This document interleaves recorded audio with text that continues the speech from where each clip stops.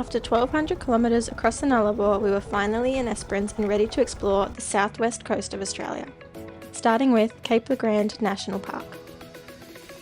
We didn't spend heaps of time exploring here on this trip, but we are keen to go back and spend more time here one day. But of course, we had to check out Lucky Bay and go for a ride on the beach.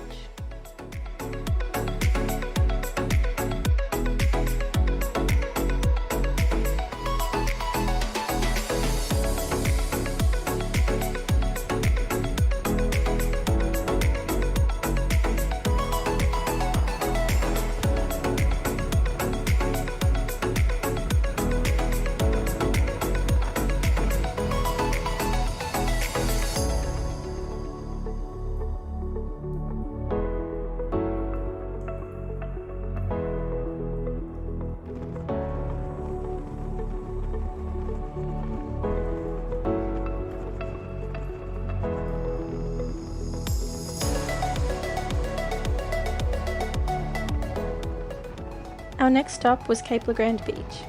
We were told that you can ride all the way back to Esperance along this beach, but I was not brave enough to go that far on sand.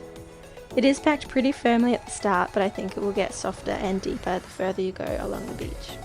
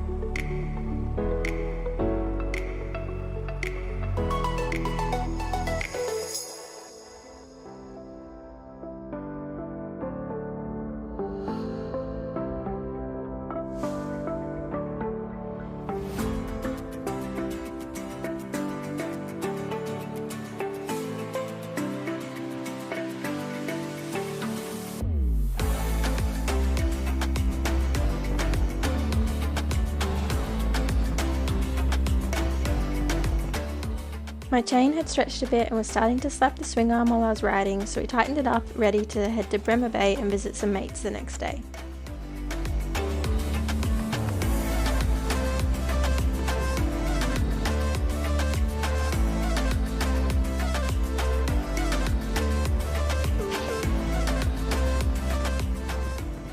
We only had about 20 kilometres left to get to our friend's house, and suddenly I lost power to my bike, so we pulled off the road to see what was going on. The engine was still running, but the bike wouldn't go anywhere, like it was stuck in neutral even though it was in gear. We're in gear, let out the clutch, nothing happened. It wasn't until getting off the bike that we could see something was missing. I wasn't going far without a chain, so we called our friends to let them know what had happened, and I went for a walk up the road to try and find my missing chain.